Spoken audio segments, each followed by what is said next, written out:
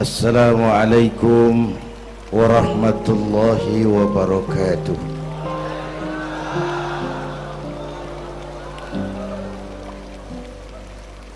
Alhamdulillahilladzi asra bi'abdihi laylan minal masjidil haram ilal masjidil aqsa.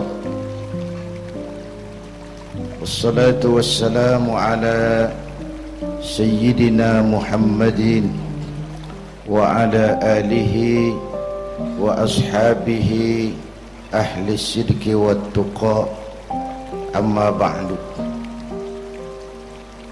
Pertama,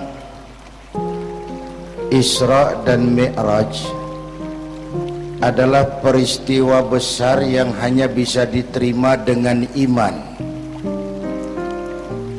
Peristiwa ini bukan tidak masuk otak, otaknya kekecilan untuk memahami peristiwa sebesar Isra dan Mi'raj. Satu perjalanan yang sangat jauh ditempuh dalam waktu yang amat singkat. Menurut otak tidak mungkin, menurut kebiasaan tidak bisa, menurut pengetahuan impossible, menurut iman apa yang tidak bisa kalau Allah yang mau. Itulah sebabnya peristiwa yang dahsyat ini menurunkan perintah solat sebagai sandaran vertikal bahwa kita memang perlu Allah. Kita memang perlu Allah.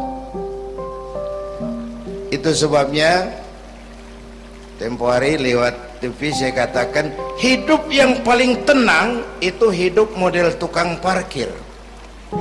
Baik, tingali itu. Pakai tingali. Tukang parkir di pasar, coba lihat, biar mobil banyak, mereknya bagus-bagus, nggak pernah sombong. Belum selesai, dengerin dulu, belum selesai. Nanti mobil pergi satu demi satu, habis sama sekali, dia nggak sedih. Mobil banyak nggak sombong, mobil habis nggak sedih. Kunaon? Apa kunaon itu? Lah sok poho deh. Kenapa bisa begitu? Ini nyengir tapi mikir. Ada muatan ini. Tukang parkir tidak merasa memiliki, tapi merasa dititipi. Siapapun yang merasa memiliki mesti takut kehilangan. Tapi kalau merasa dititipi, jabatan, harta, anak, istri, itu semua sekadar titipan, hiduplah seperti tukang parkir. Pertama, titipan tidak boleh bikin kita jadi sombong. Dititipin kok sombong, nggak pantas dong. Pak Zainuddin titip mobil ya, silakan. Yang punya mobil pergi, saya petatang peteteng. Emangnya mobil kamu? Orang cuma nitip, dititipi kok sombong. Ada orang dititipi jabatan oleh Allah sombong. Ada enggak? Ada enggak? Ada. Namanya Fir'aun. Tuh pejabat-pejabat sombong anak buah Fir'aun semua.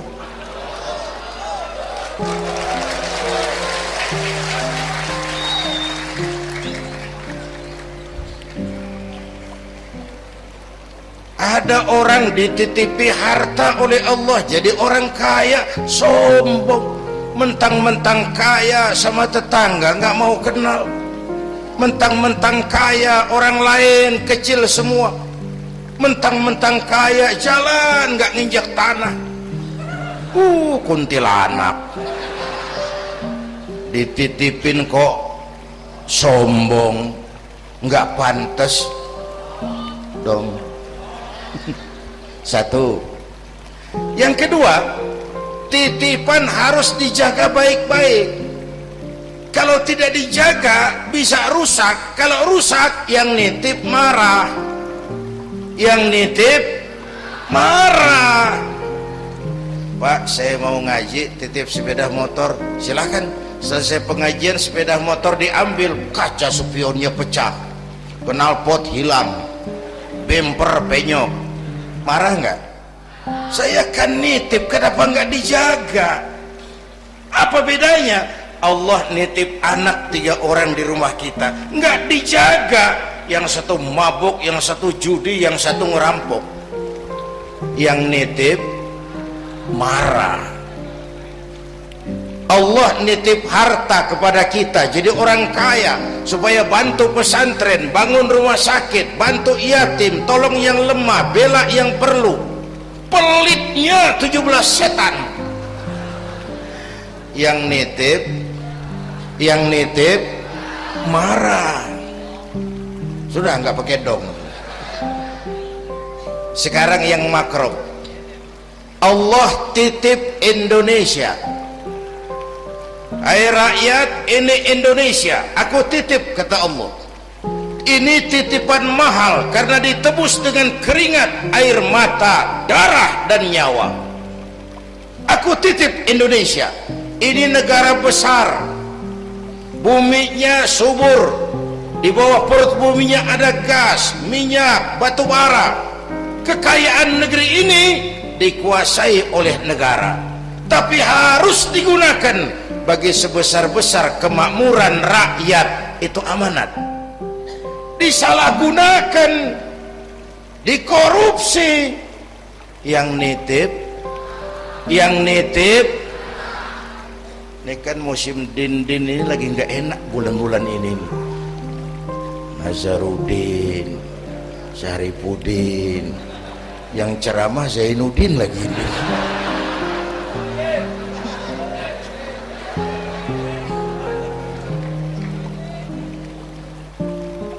Yang nitip marah.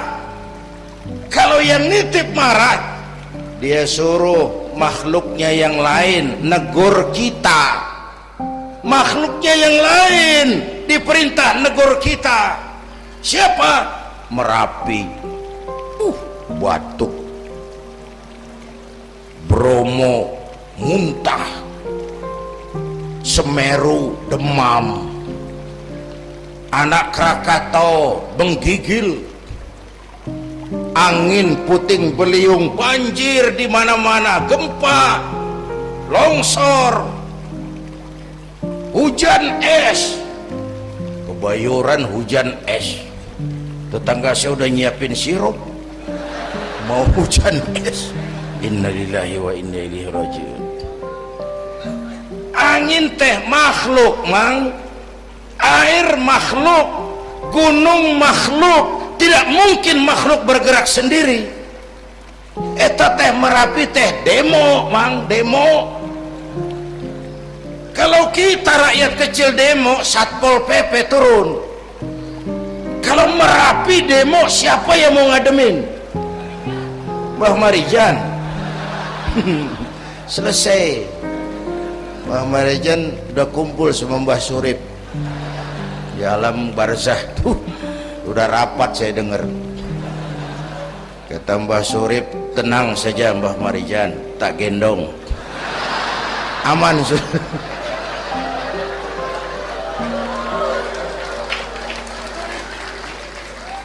Apa artinya ini? Kita perlu Allah, kita perlu Allah. 100 tahun kita bangun, selesai oleh gempa 5 menit. Itu Jepang, negara maju, dihantam gempa, lumpuh 9,2 Richter. Belum selesai tsunami, gelombang laut 10 meter naik ke darat. Masih belum selesai, reaktor nuklir bocor, radioaktif, gentayangan merenggut nyawa, terutama yang di Daiichi dan Fukushima. Fukushima tahu kan? Itu dari Cikupa ke kanan. Ya, dekat-dekat situlah.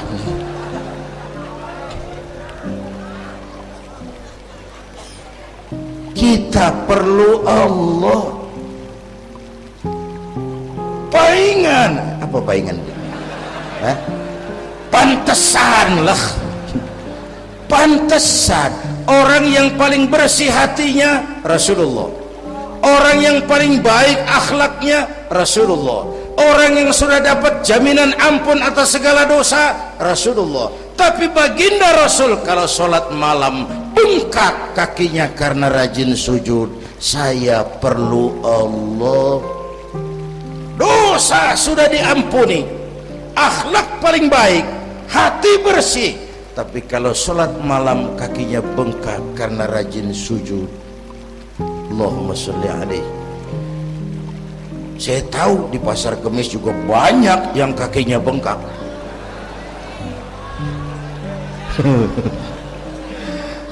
Kita perlu Allah. Itulah sebabnya dengan Isra Mi'raj turun perintah sholat agar kita punya senderan. Saya senderan ke tiang, tiangnya roboh, saya jatuh. Saya senderan ke tembok, temboknya ambruk, saya jatuh. Saya senderan sama orang kaya, dia jatuh miskin, saya selesai. Saya senderan sama jenderal, dia pensiun, saya selesai. Tapi kalau saya senderan kepada Allah, Allah tidak akan pernah miskin, tidak akan pernah berkurang kekuasaannya, tidak akan pernah lumpuh, dan seterusnya. Karena itu memperingati Isra Mi'raj, ayo dengan semangat memantapkan keimanan. Ini zaman entertain, orang pada pinter bikin bungkusan. Hati-hati sekarang, banyak minyak babi cap unta. Sekarang ini kiai sama dukun tipis bedanya. Tuh kalau muncul di TV kadang-kadang kita bingung, kiai apa dukun sih. Pemburu hantu pakai sorban, ntar kiai gue suruh pakai helm. Atribut aja udah kacau sekarang. Ini zaman entertain, orang pandai bikin bungkusan. Maka kembali kepada ajaran agama, kita harus disiplin. Semua konsep agama muaranya disiplin. Syahadat apa? Disiplin akidah. Saya bersaksi tidak Tuhan selain Allah. Kalau begitu, saya tidak akan menyembah kecuali hanya kepada Allah. Saya tidak akan menyekutukannya dengan sesuatu pun. Lalu saya bersaksi Nabi Muhammad utusan Allah, kemudian Nabi terakhir. Lalu tidak ada Nabi sesudah beliau, harga mati, titik. Disiplin. Berapa kali kita sudah dibohongi Nabi pandemi palsu. Mulai dari Ahmad Musodik, ya, pelatih badminton jadi Nabi. Innalillahi wa inna ilaihi. Dapat wahyu di Bogor, padahal di Bogor biasanya orang dapat talas, dapat wahyu. Ditangkap polisi 4 tahun dihukum. Selesai dia rancai kek Bandung, namanya Sayuti, tukang cukur. Ngaku dapat wahyu jadi nabi lagi, dan anehnya ada aja yang ikut. Selesai lalu pindah ke Jakarta, Lia Edan, ngaku Jibril, ditangkap di polisi, dihukum 2 tahun, 3 bulan lalu sudah bebas. Ditangkap, paling hebat polisi kita itu, bukan cuma teroris, Jibril. Di mana di dunia ada polisi nangkap Jibril kalau bukan?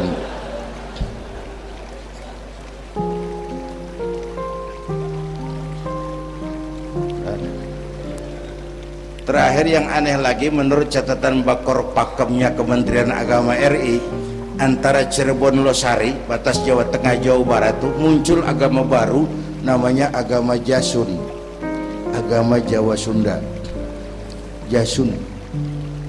Yang jadi nabi Tugimin. Saya bilang ini jangan jadi nabi, jadi kiai juga kurang angker kok nih. Al Mukarram Bapak Kiai Tugimin nggak ngangkat loh. Yang gak enak selawatnya. Kalau kita kan nikmat tuh tadi, ya Habibi ya Muhammad, asyik rasanya itu. Coba ganti sama yang tadi, nggak serem Pak. Ya Habibi ya Tugimin, nggak enak tuh, nggak enak. Saudara-saudara, di Isra Mi'raj ada potret. Ketika di Masjidil Aqsa, malaikat Jibril datang nemui baginda Nabi, bawa 2 gelas minuman, arak, susu. Ya Muhammad, pilih, ambil, minum. Mantap, tidak ragu-ragu. Nabi mengambil gelas yang isinya air susu. Dengan bismillah beliau minum. Selesai minum, kata malaikat Jibril, saddaqta ya Muhammad, laqad asabtal haq. Kau benar Muhammad, pilihanmu tepat. Emangnya kenapa Jibril? Kalau arak yang kamu pilih, kamu ambil, kamu minum, habis umatmu jadi pemabuk semua. Ini potret, Pak. Itu yang tiap hari kita hadapi, yaitu arak, susu, benar, salah, hak, batil, ma'ruf, munkar, halal, haram. Hati-hati, jangan salah pilih, karena ini zaman entertain. Banyak minyak babi cap onta. Kalau minyak onta cap babi itu masih halal. Ini minyak babi cap onta, kita terpedaya lihat merek onta. Iya mereknya onta, gambarnya onta, isinya minyak babi. Berapa bulan yang lalu ada penyanyi pencipta lagu mati, namanya Ari Bowo. Masih ingat lagunya? Bercerita tentang madu di tangan kananmu, racun di tangan kirimu. Kalau itu situasinya, memilih tidak sulit. Kenapa? Alamat jelas, madu di kanan, racun di kiri. Masa ambil yang di kiri? Goblok amat. Si amat saja tidak goblok. Sekarang ini alamat dibikin samar. Madu di mana, racun di mana tidak jelas. Lebih celaka lagi sekarang, banyak racun bermerek madu. Banyak racun bermerek madu. Kita terpedaya, terpesona, terpukau, akhirnya salah pilih. Maka resepnya, jangan jauh dari ulama, makmurkan majelis taklim. Ini zaman entertain, orang pandai bangun pencitraan. Tuh, satu hal pertama yang ingin saya sampaikan. Iya, saya lihat jam doang. Sampai pagi, Beb. Yang kedua, ketika perjalanan dimulai, ada suara dari sebelah kanan, Muhammad berhenti sebentar. Jangankan berhenti, menoleh saja tidak.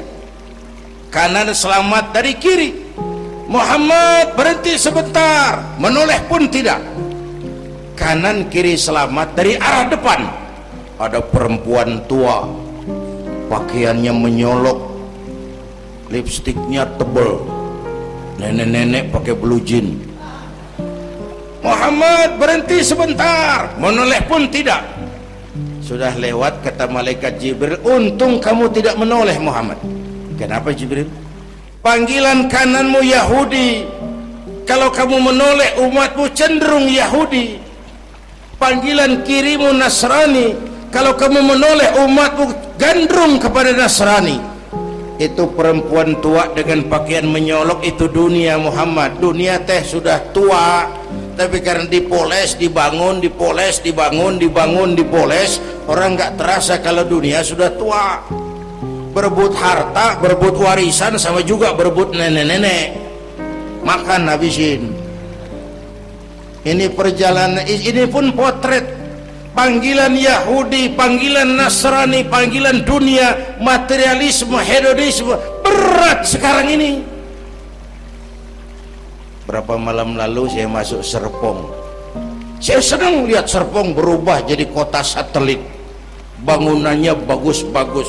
Saya telisik, sekolahnya Don Bosco, Santa Maria, Santa Ursula. Gerejanya, mbahnya gereja dibangun di pojok itu. Serpong. Awas panggilan Nasrani.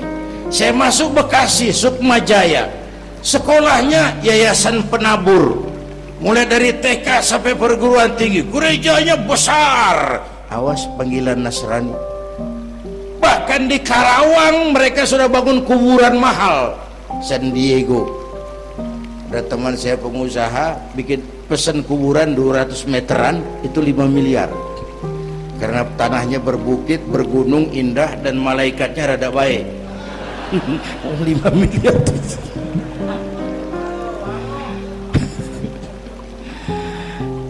Panggilan Yahudi, siapa membantah?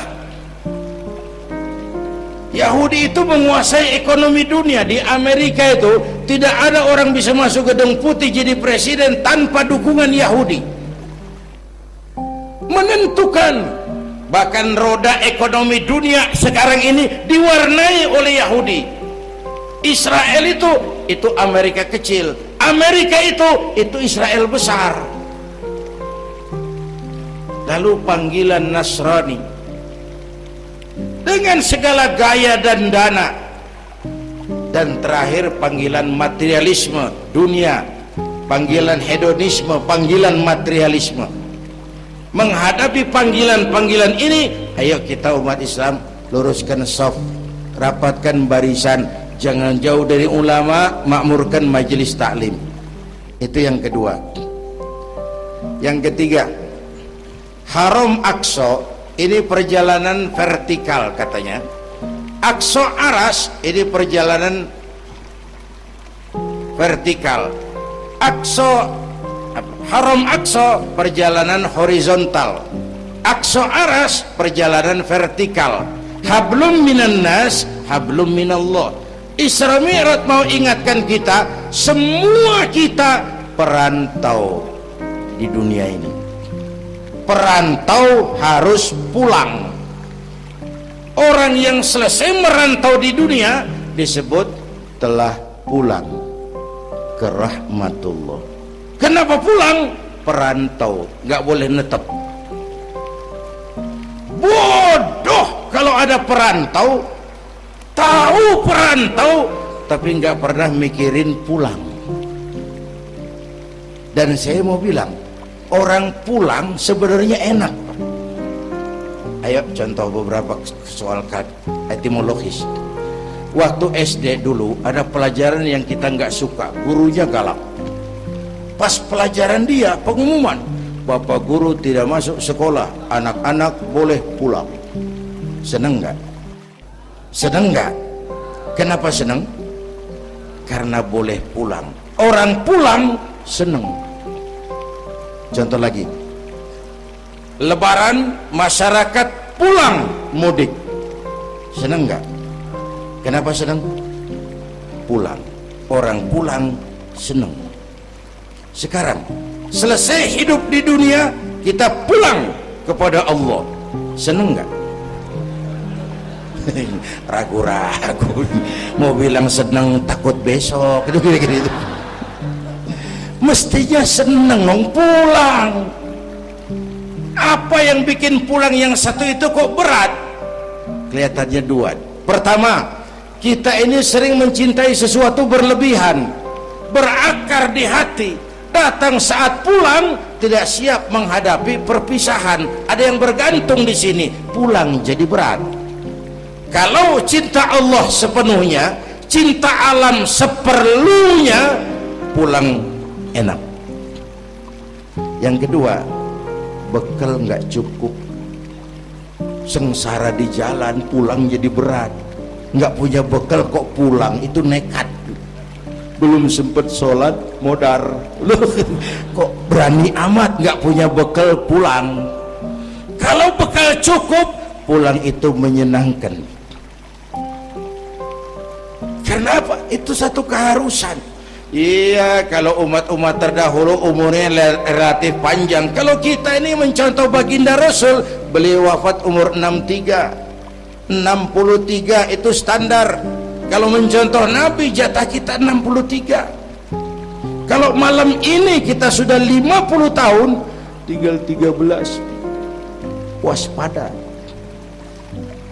Kalau malam ini kita sudah 62 tahun 11 bulan,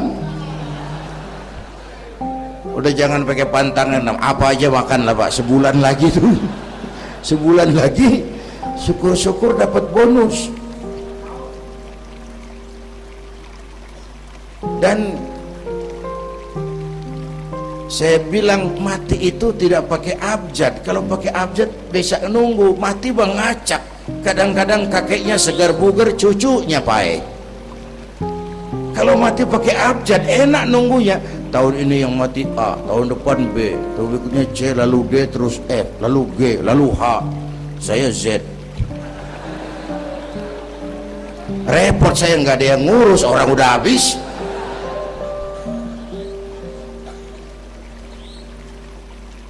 Bapak Ibu hadirin, malah aneh. Jam 6 pagi sopirnya mati. Jam 10 siang, 4 jam kemudian Mbah Suripnya yang mati. Sebelum mati dia pesan sama teman saya W.S. Rendra, Mas, saya kalau mati tolong dikubur di bengkel teater Depok. Monggo, dikubur sama Rendra. Belum seminggu Rendra yang ngikut mati. 1 bulan sebelum Rendra lebih dahsyat lagi, Michael Jackson mati. The King of Pop, raja pop dunia mati. Apalagi penyanyi keroncong, lebih mati lagi. Ada hidup sesudah mati, ada akhirat sesudah dunia. Semua kita perantau, dan perantau harus pulang. Bapak Ibu hadirin yang saya hormati, oleh karena itu, dengan semangat itu, ayo kita tingkatkan ibadah kepada Allah Subhanahu. Penutup, Isra Mi'raj itu filter. Setelah terjadi peristiwa itu kelihatan, yang beriman makin mantap, ini golongan Abu Bakar Siddiq. Yang kafir makin kurang ajar, ini golongan Abu Jahal, Abu Lahab, Abu Sufyan, dan abu-abu lain kumpul di situ. Yang ragu-ragu kafir lagi. Ini kristalisasi. Maka dengan memperingati Isra Mi'raj ditambah dengan semangat sholat berjamaah, ayo kita jaga kesatuan, persatuan, kerukunan, dan kekompakan. Bapak Ibu hadirin yang saya hormati, saya bersyukur walaupun belum pernah hadir, tapi saya tahu tiap minggu pagi pengajian Kiai Uci ini dibanjiri oleh jamaah. Alhamdulillah, kita doakan beliau diberikan kekuatan dan pengajian jalan terus sampai kira-kira kiamat, kurang seminggu. Jangan sampai kiamat lah, ngeri. Saudara-saudara, itu yang kita perlukan sekarang.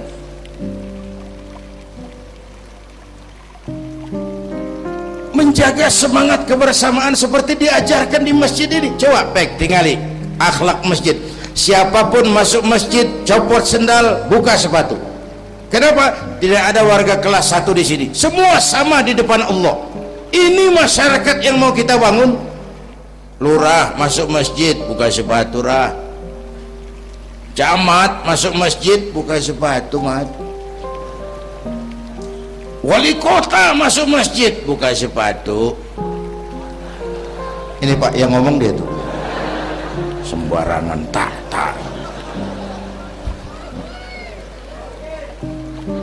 Gubernur masuk masjid, buka sepatu nur. Presiden masuk masjid, buka sepatu den. Ini masyarakat yang mau kita bangun. Kan keadilan di negeri kita ini masih mahal.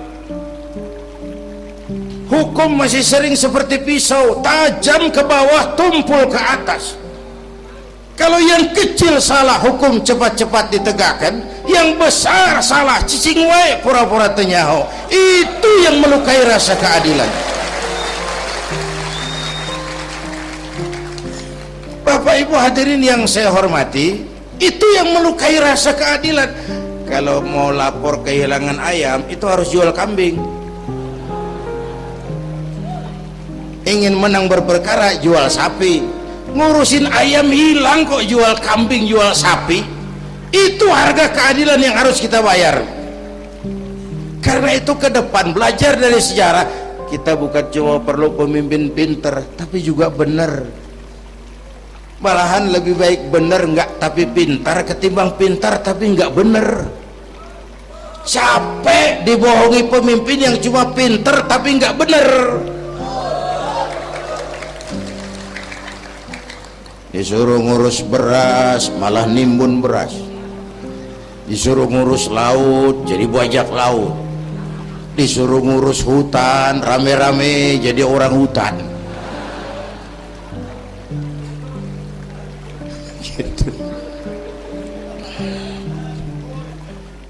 Kita rindu munculnya sosok-sosok macam Umar bin Abdul Aziz. Punten nih, itu Umar bin Abdul Aziz waktu terpilih jadi khalifah, yang pertama diucapkan innalillahi wa inna ilaihi raji'un.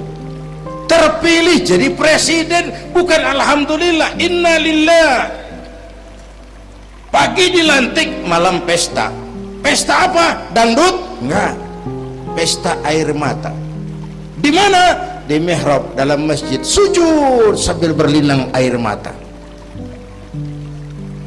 Istrinya tanya, "Bang?" "Iya sayang." "Oh, udah dengerin aja, orang improvisasi." "Iya sayang, abang kan sekarang jadi khalifah." "Kenapa nangis, Bang?"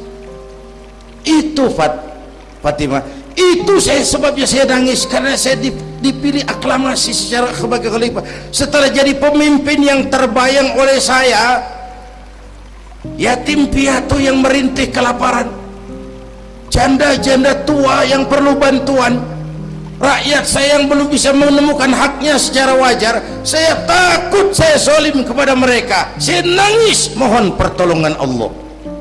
Pagi dilantik, malam pesta, tahajud. Esok harinya karena pemimpin baru, banyaklah pejabat-pejabat gubernur cari muka. Namanya presiden baru, ada yang kirim emas, pakaian mahal, berlian, mutiara, dikumpulkan sama istrinya. Umar tanya, "Fatimah?" "Iya bang." "Banyak hadiah yang kau terima?" "Banyak bang, intan, berlian, mutiara, emas." "Kau senang?" "Saya senang bang." "Oke, kalau kau senang itu hadiah intan, berlian, mutiara, kumpulkan sebanyak-banyaknya dan besok kita cerai. Tapi kalau kau sayang saya, itu hadiah intan, berlian, mutiara, jual, uangnya masukkan baitul mal untuk ngurus rakyat kita." Apa jawab istrinya? Istrinya pun istri beriman, gak mentang-mentang istri pejabat lalu ikut-ikutan borong proyek suaminya. Kata Fatimah, "Abang?" "Iya sayang." "Apalah artinya intan berlian tanpa engkau di sisiku bang?"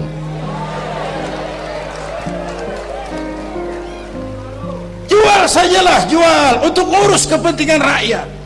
Yang nyata-nyata hadiah pribadi dijual ngurusi rakyat. Jangan yang sudah nyata-nyata milik rakyat masih disunatan.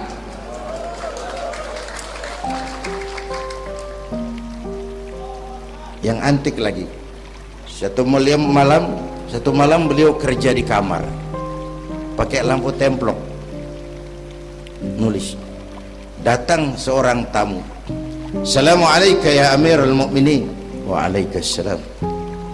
"Silakan duduk." "Ada apa?" "Enggak, cuman mau ngobrol." Ngobrol urusan pribadi khalifah, kita kan teman lama." "Oke baik." Beliau berdiri, lampunya dipadamkan, ditiup, mati, gelap kamar. "Ayo kita ngobrol." Tamunya heran, "Ya khalifah?" "Iya." "Kita kan mau ngobrol." "Iya." "Kenapa lampu dimatiin?" "Begini mas," mau tamunya dari Jawa waktu itu, dengerin aja kenapa sih. "Gini loh mas, tadi waktu sampean datang tuh kan sampean lihat saya lagi kerja." "Iya." "Saya kerja tadi ngurusi rakyat." "Tentu saya kan pakai lampu." "Memang lampunya kan pakai minyak." "Pasti minyaknya kan beli." "Iyalah, belinya pakai uang." "Tentu uangnya uang rakyat. Kita mau ngobrol urusan pribadi, nggak usah pakai minyak rakyat mas. Ayo ngobrol sampai subuh ini." Kalau yang kecil saja orang sudah berhati-hati, apalagi menghadapi urusan yang jauh lebih besar ke depannya. Bapak Ibu hadirin yang saya hormati, oleh karena itu kita memerlukan semangat kebersamaan, walaupun tidak harus selalu bersama-sama. Ini adalah potret terakhir baginda Nabi di awal-awal perjuangan, didampingi 5 figur utama. Pertama, Nabi punya Sayyidina Abu Bakar Siddiq. Ini sahabat merangkap mertua, orang tua bijaksana, tempat Nabi tukar pikiran. Kampung itu enak kalau ada yang dituain. Yang kedua, beliau punya Umar bin Khattab, Al-Futuhat Al-Islamiyah, imam tapi jenderal, jenderal tapi imam, gagah, berani untuk Islam. Selesai? Belum. Yang ketiga, Nabi punya Utsman bin Affan, pengusaha tapi santri, penyandang dana. Umat akan maju kalau banyak punya Utsman.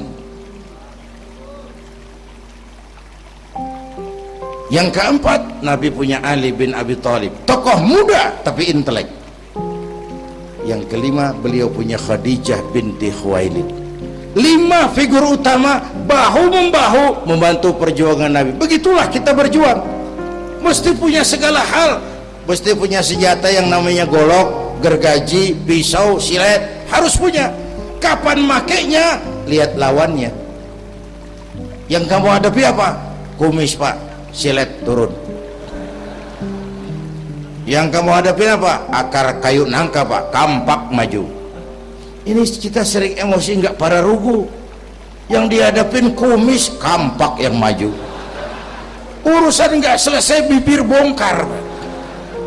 Anak-anak muda nggak cukup dibakar emosinya, berani harus, nekat jangan. Berkorban siap, konyol nanti dulu. Mati syahid ayo, mati sangit jangan. Berani sama nekat tipis loh bedanya. Berani harus, nekat jangan. Berkorban siap, konyol nanti dulu. Bapak Ibu hadirin yang saya hormati, dengan semangat kebersamaan saya yakin kita bisa berbuat lebih banyak. Inilah barangkali sekelumit ikut tasyakur saya, mudah-mudahan ada manfaatnya buat kita semua. Lebih kurang mohon maaf. Usikum wa iyaya bitaqwallah. Aqulu qawli hadza wassalamu alaikum warahmatullahi wabarakatuh.